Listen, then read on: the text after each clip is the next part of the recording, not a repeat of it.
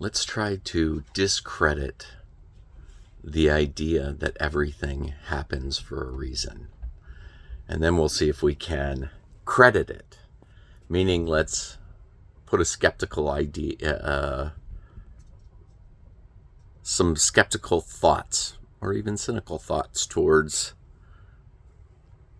the idea that everything happens for a reason. Because I see people on both sides of this when this comes up in conversation, as they look at it and they, some people say, oh, everything happens for a reason. They know it does.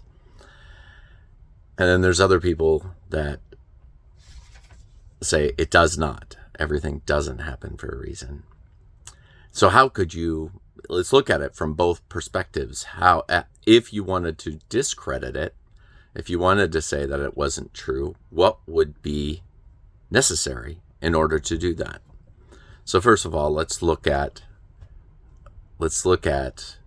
everything happens for a reason. Well, if everything happens for a reason, then let's make it tangible. Meaning that let's make actions into incidences. Meaning that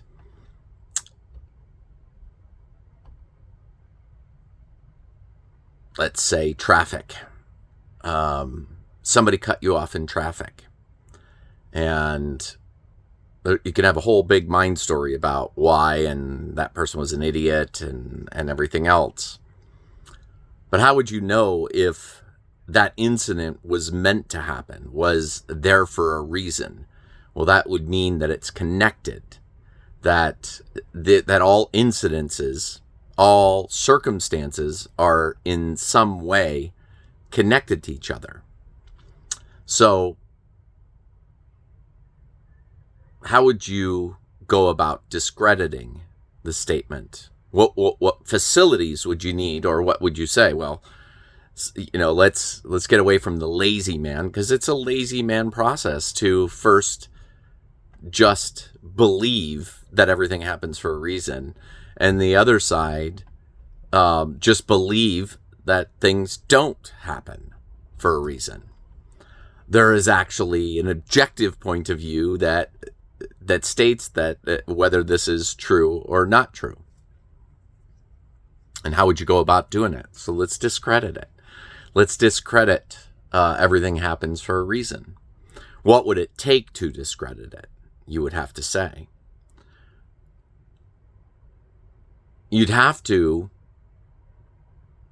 first of all, create your standard on what that means. What does an incident mean? And the connection to those incidences. So everything happens for a reason would have to be seen from an extraordinarily objective point of view. Meaning that if you personally or subjectively look at a situation and you make a story about it, well, this couldn't have possibly happened. This didn't happen because this happened, or this person wanted this to happen. There's a difference between objectively something happening and something objectively happening, what we think about it happening or whether it really happens. So what we would need, first of all, is a clean mind for, this is a non-biased part. So you would really have to be in a stance of creating a hypothesis that says that everything happens for a reason or doesn't happen for a reason, stating your reason why or for. So you would need a very objective point of view. So what does that look like? Well, first of all, if you come into the quest to determine that you're correct, that you come in and you say things don't happen for a reason, then you're already bringing your bias, meaning that you've put up a bias to wanting that to happen, to understand whether or not it is true or not. So just to fling off the collar and say, hey, it isn't, because you have a couple of little anecdotes that work. It doesn't work if you wanted to discredit it. So you could still discredit it by having an extraordinarily objective frame of reference. And so how do you do that? How does somebody do it? How would you figure out whether or not everything happens for a reason? Well, it would have to come from a relative position, meaning it would have to come from an individual, because each of us have a relative experience in reality to whatever it is that we're experiencing. So it takes individuals to do the journey to discredit, let's say, everything happens for a reason. So you have to take it. You have to be completely unbiased. And so how do you do that? Well, first of all, you could just say, I'm not neither trying to discredit it or credit it. You're in that kind of position because it seems to have big ramifications. If everything happens for a reason, could be a talk about being deterministic, the world being deterministic, and these kind of things. So you'd have to be that way. And then second of all, that's just your first start in bias on whether or not you want to believe that something is true or not. You could be a total scientist going into it, but what you would then have to clear is traumatic events, personal connection to events, the stories that come around those events that happen. So probably the biggest, we would look at those circumstances. So if you think about a person's life, they have giant stories usually somewhere, and they get married, they start a story, they get a divorce, or they lose a career, or they start a career, or there are just big milestones within people's lives. And those are circumstances that can be looked at. Did this have to happen in order for this to happen? Because this had to happen in order for this to happen. Everything happens for a reason. Everything is connected to each thing. And so the next kind of bias would be your own personal bias, meaning that your traumatic events or your big events in your life compared to all the other circumstances in your life, the mundane moments of your life, the everyday things, the traveling to work on a completely mundane, normal day. Each one of those circumstances would also have to be connected together. So how would you go about doing that? Well, that's what we already discussed in psychology. We already understand that traumatic events or big events become imprints within our psyche. They become so, and there's a psychological term called cognitive dissonance. In cognitive dissonance, the easiest way to look at it is that there is, because of some event or some reason, psychologically, we are not able to see something that's right in front of our face, because we've come to some kind of conclusion, or we needed to come to a conclusion because we couldn't, we're not ready to facilitate dealing with it. That is what depression is. It's, depression is kind of the psyche's way of saving itself. It will go, it's kind of like if you've got a big problem and you're working on it, you're working through it, depression's kind of an out, and it says, all right, I don't have the psychic energy to deal with this, so we're going to push this on the back burner. And this is where depression in a very short term is a fine process, but depression that's never relegated or worked on leads to even more cognitive dissonance. And what do I mean by cognitive dissonance? Well, if you have a traumatic experience or something happens or something in life, it can be we can think of traumatic things like going to war and these kind of things, but that isn't even necessarily the case. It can just be harsh realities that we just decide that, hey, I'm not dealing with this. And then until we deal with it, we kind of create our own blind spot. And then we have to, because it's a blind spot, we literally have to adjust our life, the way we see the world around it. And we don't even know that these pieces of blindness exist, other than there will be a symptom from it. Unhappiness, bitterness, excitability. These are kind of things that come from that. And it's a great term because, we can think of blindness in a static function. And that would be, like basically if I was just to show you a picture right now of, let's say that all pieces of data that are in the world for us to process, I could give you a snapshot of, let's just hypothetically say that, I have this amount of blind spots in me, and I could put them on the map and show exactly if I had, the omnipotence, or omniscience to see one of those two terms. The all-knowing, knowing whether or not, like being able to see and everything. And we would have a static representation of that. And then we wouldn't call it dissonance, because dissonance is actually a musical term, which means out of harmony. Because basically it would be like a trying to take a scientific analysis on something that continues moving.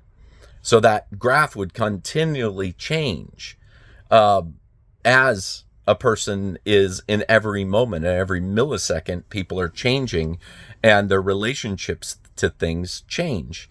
And so basically what we have to do is to unbias ourselves is we have to find those blind spots. And that is oftentimes what people go on a spiritual path, or they go to a psychologist, they go to counseling. They're trying to figure out why these things keep occurring to them. And so cognitive dissonance, a really good term. Basically, it means that if we have all these blind spots where we can't see things, we can't handle facts, that it's dissonance, that we're not going to be in harmony, and we will act out externally that shows itself with dissonance, out of being out of harmony. That's when we're agitated, when we're angry, when we're sad, we're, probably the things, the types of sensations that we really don't care to experience. So we would have to clear all cognitive dissonance, meaning that a individual would need to clean out that, would want to make the unknown known. And that's, many different paths with making the unconscious, Jungian stuff, getting rid of the shadow, integrating the shadow. All of these kind of things bring us to this place. So basically, it takes a lot to determine whether or not everything happens for a reason. But I would say that it's not necessary to make that statement right, or try to make it right or wrong. It's a matter that all of these other things, the things that would help us to determine whether not everything matters or not, are all really good for us. They're all things that bring us more. They allow us to see the world more when we don't have these blind spots, and we can see objectively. And I'll bet you there's something about the fact that a person would have to live in the present moment because in order to be able to look through the data or to see with objective eyes, oh yeah, I can see why that had to happen in order for me to experience this thing, and this had to happen in order for me to experience this. You would have to live in an objective place. And if we are not living in the present moment, we are futuring or we're living in the past. And that means that our minds are recycling stories. And we're stuck in personalized stories that are going to hinder our ability to be able to be non-biased as we search for whether or not everything happens for a reason. And so really the process is much more important than just choosing whether it is or not. And that seems to be, that's kind of the thing, is people grab onto it and they say, it is this. What's the need to make it real? Why don't you do the practices that allow you to figure out whether it's real? And then, yeah, you might be able to say, hey, I have a compelling argument for everything happens for a reason. Which I do, by the way. I do have an argument for it. But I'm not going to give it in this video, because this video is about discrediting. What would it take to prove that it's actually real? And also from this video is also talking about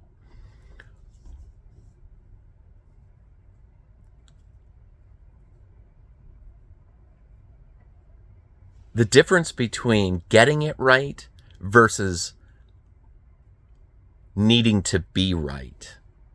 And that's probably the biggest game of the ego, is just trying to be right no matter what. Got this hair sticking out there. Here we go.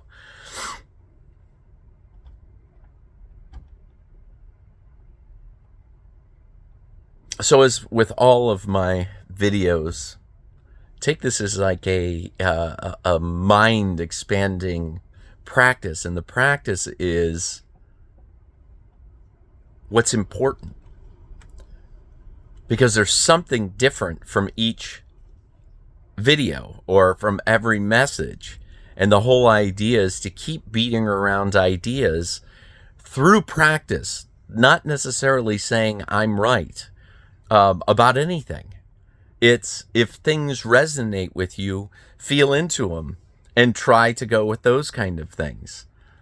And so the process is getting away from needing to be right about picking a belief and then having faith in that belief.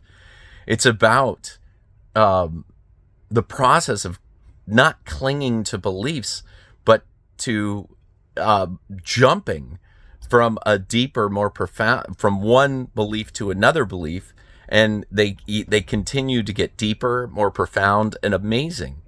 And this is all very tangible. What makes these things untangible to people, why it seems so abstract, is because people are living inside of stories, inside of their minds. And they like those stories. They're addicted to those stories. So anything outside of that story, there's no reason to look beyond anything other than your story, as long as the story is a happy story. If you're not happy, then you got to sift through those stories. And that's the hard thing about being human. And that's why you could never, just take somebody's word for it. Whether a statement like everything happens for a reason, just by a conclusion. It's kind of like saying X religion is the right religion. That's the same. It's just that's what people want to believe. They want to be right, so they hold on to that. Well, that sounds like it needs to be the rightest. The most people are with that one, so that's got to be the rightest. Or they're the hardest asses, so that one's got to be the rightest. And this is about getting it right.